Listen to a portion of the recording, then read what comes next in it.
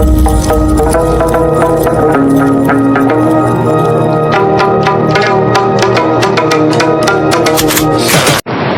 الله الرحمن الرحيم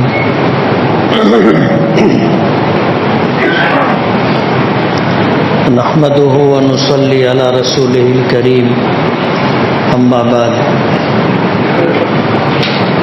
أعوذ بالله من الشيطان الرجيم بسم الله الرحمن الرحيم خذ من أموالهم صدقة تطهرهم وتزكيهم بها وصل عليهم إن صلاتك سكن لهم صدق الله العظيم وقال النبي صلى الله عليه وسلم بني الإسلام على خمس شهادة أن لا إله إلا الله وأن محمد رسول الله وإقام الصلاة وإيتاء الزكاة وصوم رمضان والحج أو كما قال عليه الصلاة والسلام۔ بزرگان محترم اور عزیز دوستو، اللہ کے نبی صلی اللہ علیہ وسلم کا ارشاد ہے کہ اسلام کی بنیاد 5 چیزوں پر ہے۔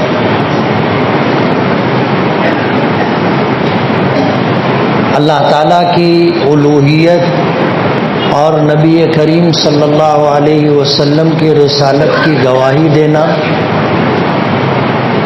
نماز قائم کرنا، زکوٰۃ ادا کرنا، رمضان المبارک کے روزے رکھنا اور حج کرنا۔ اس میں اللہ تعالیٰ کی الوہیت اور نبی کریم صلی اللہ علیہ وسلم کی رسالت و نبوت کی گواہی بنیادی حیثیت رکھتی۔ نبی کریم صلی اللہ علیہ وسلم نے اپنے اس ارشاد کو خیمے سے تشبیہ دی کہ جو خیمہ کھڑا کیا جاتا ہے، قائم کیا جاتا ہے، اس کے 4 کونے ہوتے ہیں اور بیچ کا حصہ ہوتا ہے جو ایک لکڑی کے ذریعے اٹھایا جاتا ہے۔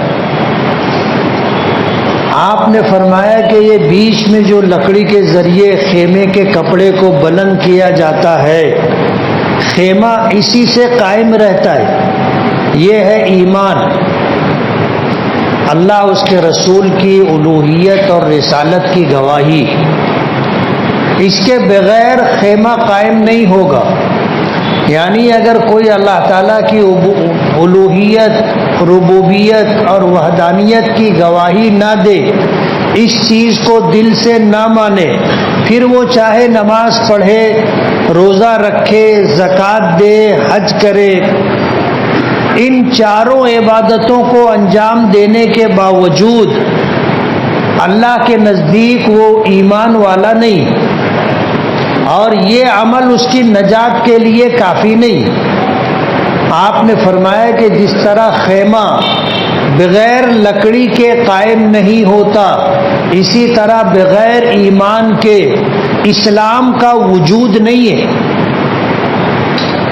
بنیادی چیز ایمان ہے، اور ہر حال میں یہ رہنا چاہیے۔ ایمان ہے تو نماز قبول ہوگی، ایمان ہے تو روزہ قبول ہوگا، ایمان ہے تو زکوٰۃ قبول ہوگی، اور ایمان ہے تو حج قبول ہوگا۔ ایمان کے بغیر ان 4 کا وجود نہیں۔ اس کے بعد جس کے پاس ایمان ہے تو اللہ تعالیٰ نے اس پر عبادات فرض کی۔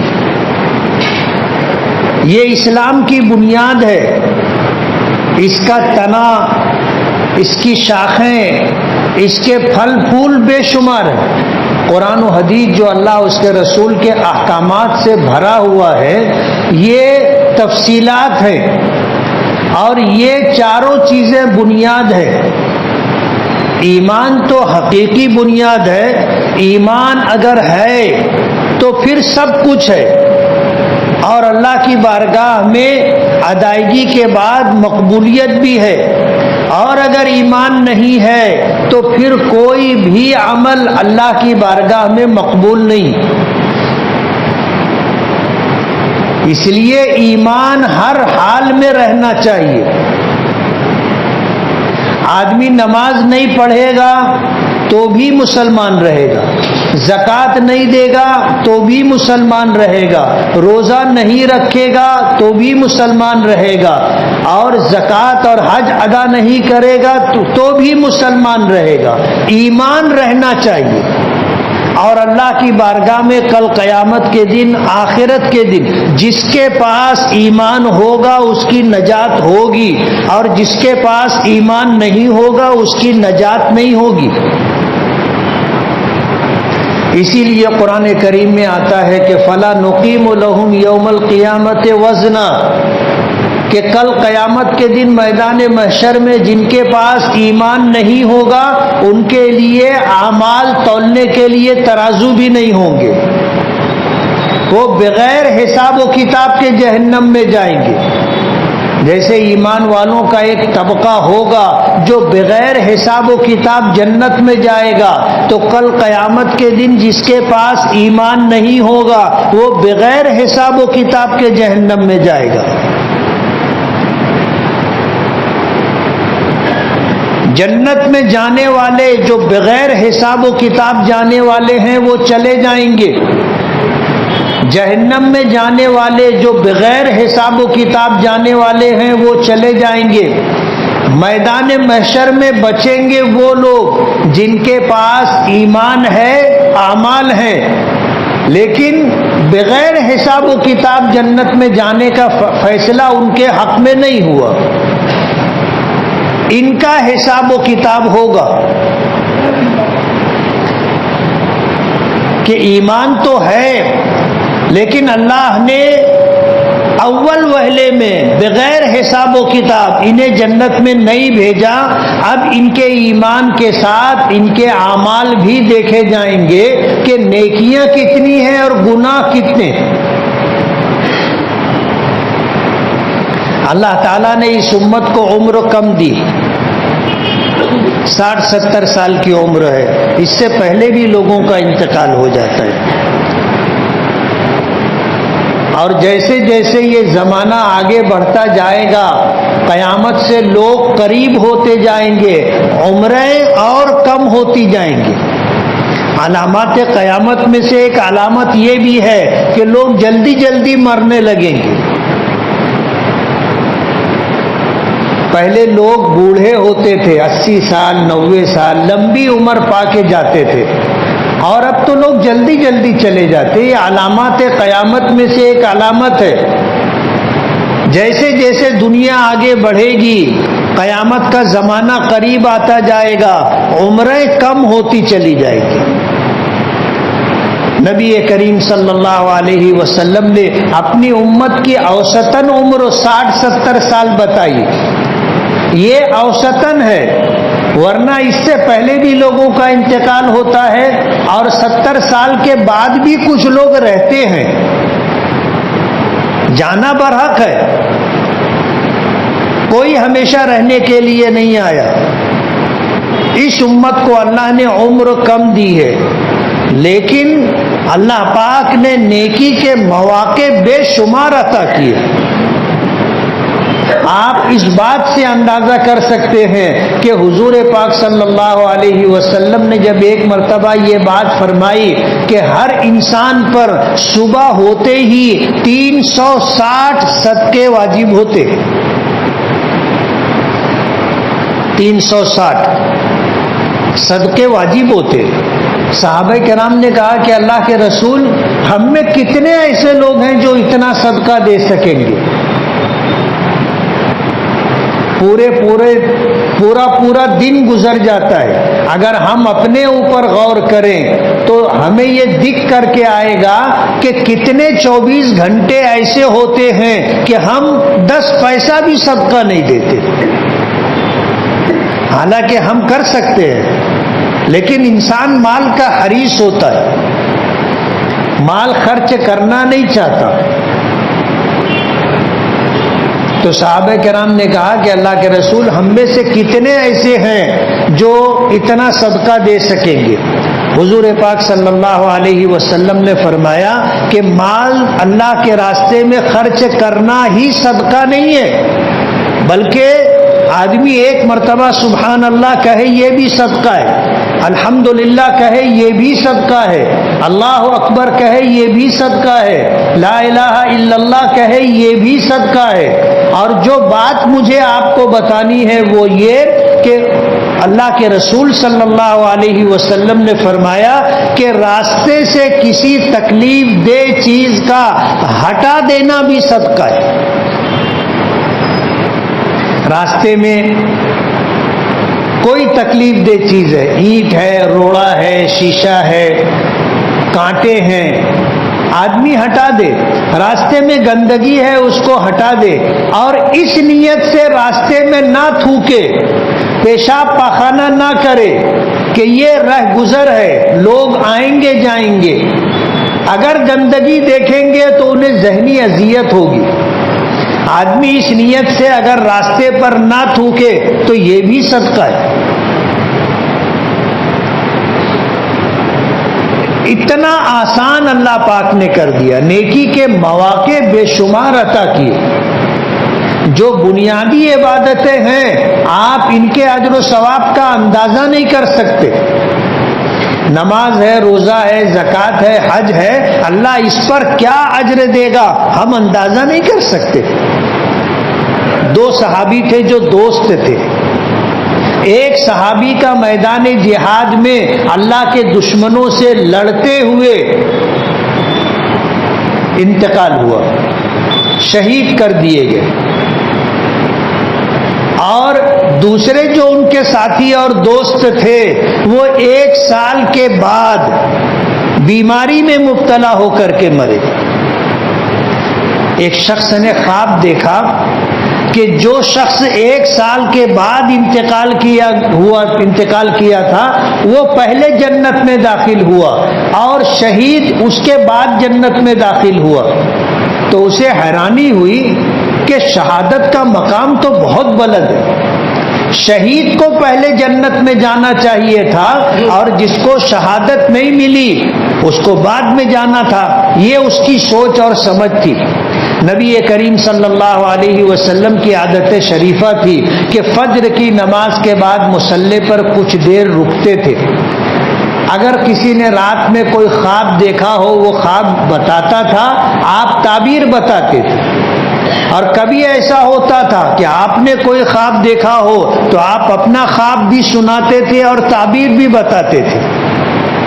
تو صحابی نے نبی کریم صلی اللہ علیہ وسلم کے سامنے اپنے خواب کا تذکرہ کیا کہ اللہ کے رسول، میں نے ایسا خواب دیکھا کہ جو شہید ہوئے تھے وہ بعد میں جنت میں گئے۔ حضور پاک صلی اللہ علیہ وسلم نے فرمایا کہ اللہ نے دوسرے دوست کو 1 سال کی عمر زیادہ دی تھی، تم نے یہ نہیں کاؤنٹ کیا کہ اس نے 1 سال کی نمازیں پڑھی ہیں، روزے رکھے ہیں، زکوٰۃ دی ہے، ممکن ہے حج کیا ہو، تو یہ عبادتیں کہاں جائیں گی؟ تو ان عبادتوں کے اجر و ثواب کا ہم اندازہ نہیں کر سکتے۔ نماز نماز ہے، روزہ روزہ ہے،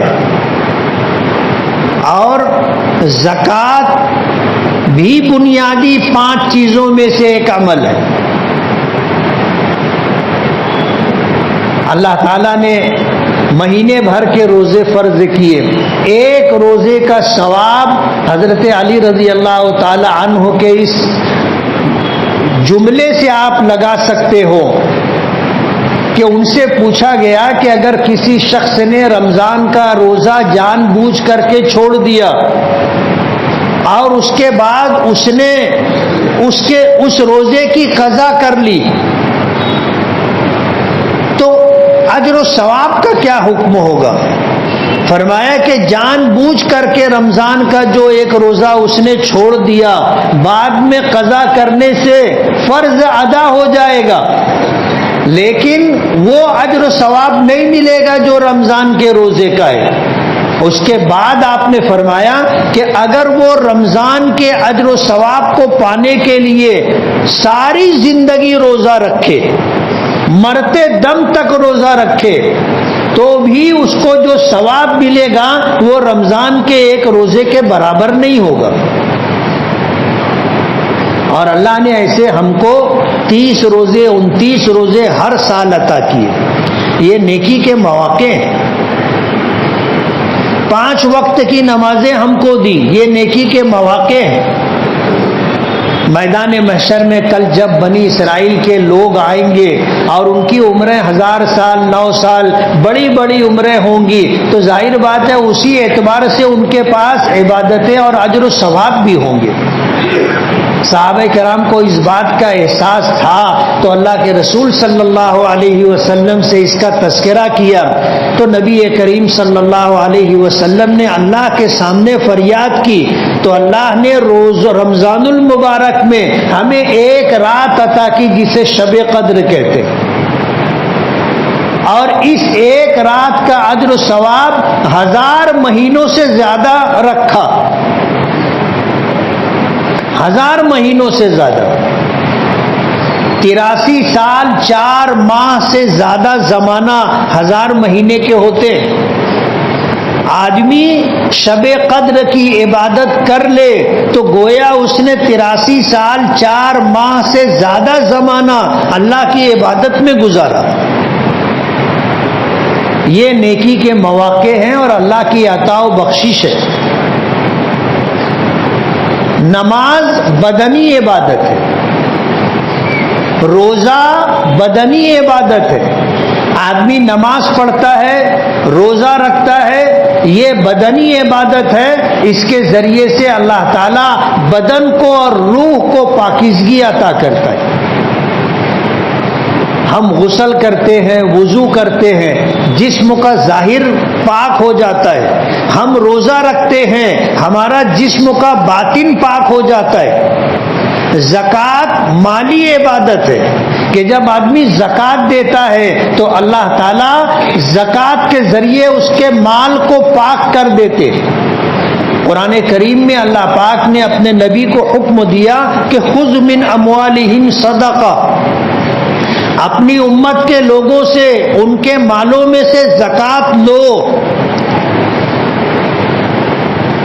زکوٰۃ لو۔ خذ من اموالہم صدقہ تطہرہم وتزکیہم، یہ مال جو زکوٰۃ کی شکل میں دیا جاتا ہے، اور اللہ کے نبی کو حکم دیا گیا کہ آپ ان سے زکوٰۃ وصول کرو، تو زکوٰۃ کی ادائیگی سے آدمی خود بھی پاک ہوتا ہے اور اس کے مال کو بھی اللہ پاک پاکی عطا کرتے۔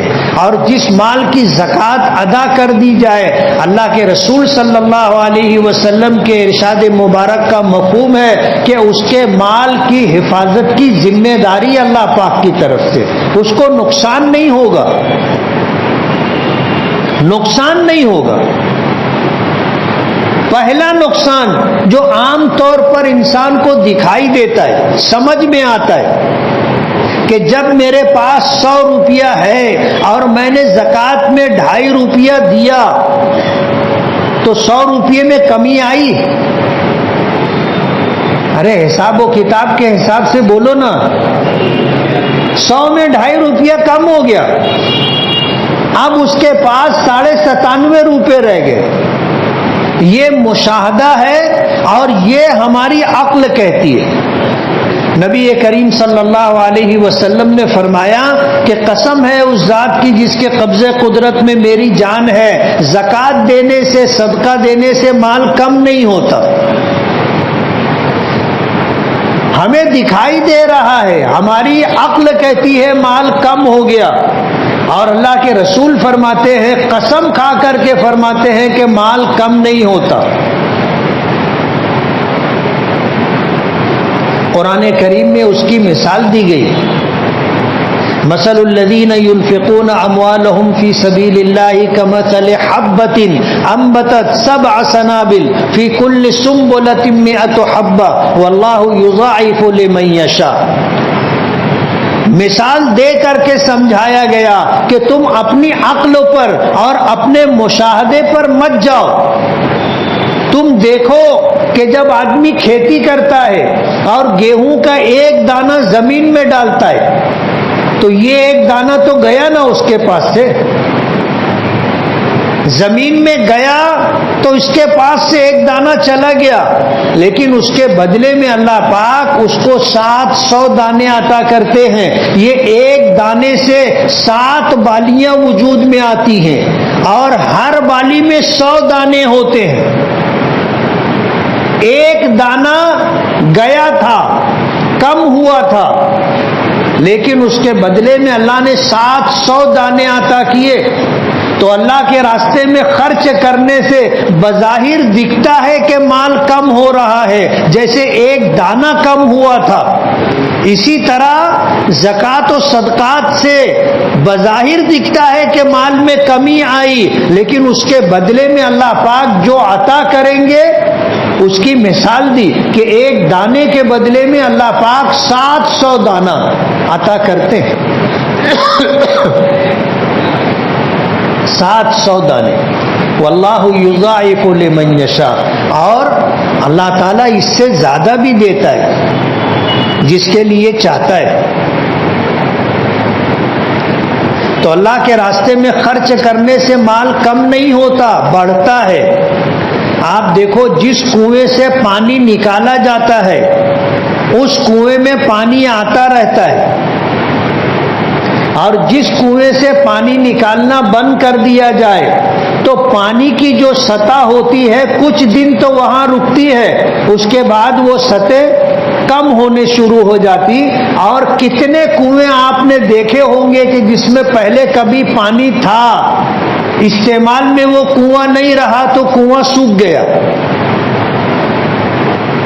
یہی حال مال کا ہے کہ مال میں سے زکوٰۃ دی جائے گی، صدقہ دیا جائے گا، اللہ کے راستے میں خرچ کیا جائے گا تو مال آتا رہے گا. جس طرح کنویں میں سے پانی آدمی روزانہ نکالے، روزانہ پانی آئے گا. کھیتی اور باغ کو سیراب کرنے والے روزانہ پانی نکالتے ہیں نا، اتنا پانی نکالتے کہ تہ دکھنے لگتی ہے، واٹر پمپ بند کرنا پڑتا ہے. اور دوسرے دن جب آتے ہیں تو کنویں میں پانی کی سطح وہیں تک پہنچ جاتی ہے جہاں کل تھی. پانی نکالو، پانی آئے گا، نیا پانی آئے گا. اور پانی اگر رکا رہے گا تو اس میں کائی آ جائے گی، کیڑے مکوڑے ہو جائیں گے. مال خرچ کرنے سے مال بڑھتا ہے. حضور نے قسم کھا کر کے فرمایا ما نقص مال من صدقہ، کہ صدقے سے مال میں کوئی کمی نہیں آتی.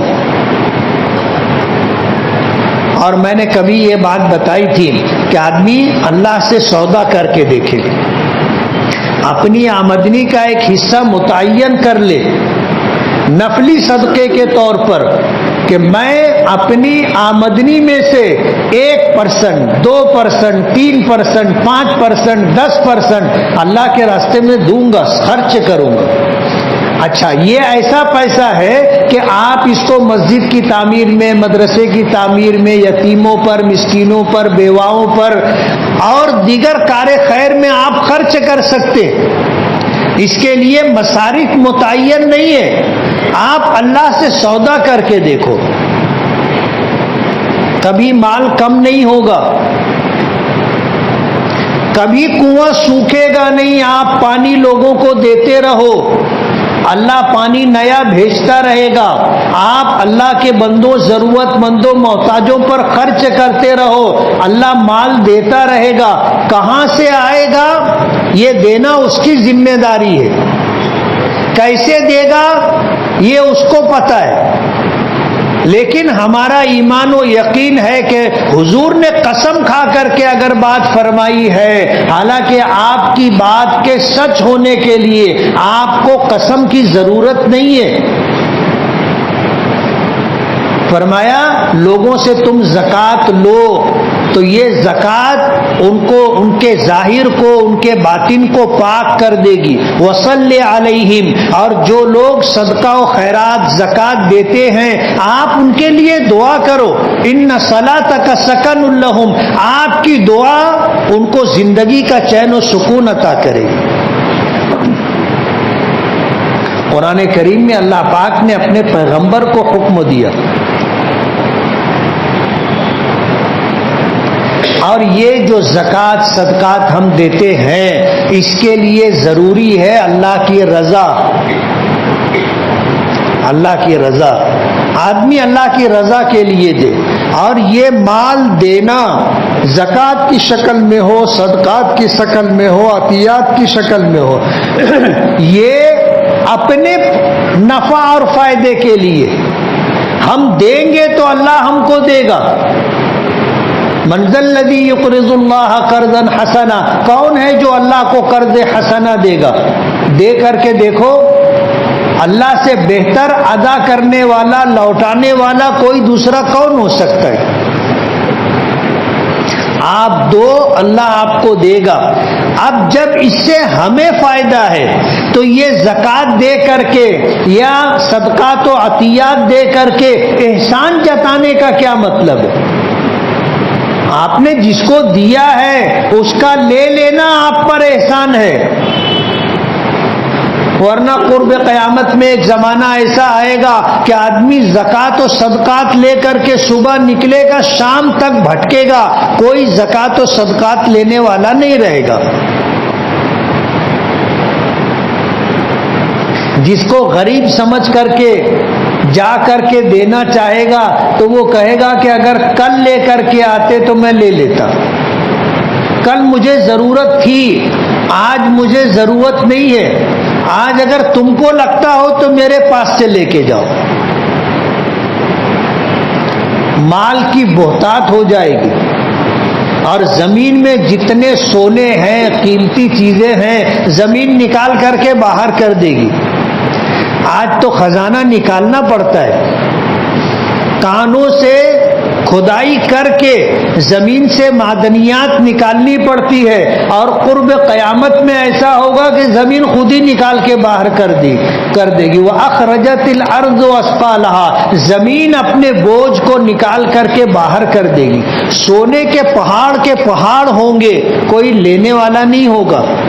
ایسے لوگ بھی ہوں گے جو اس کی طرف دیکھیں گے بھی نہیں.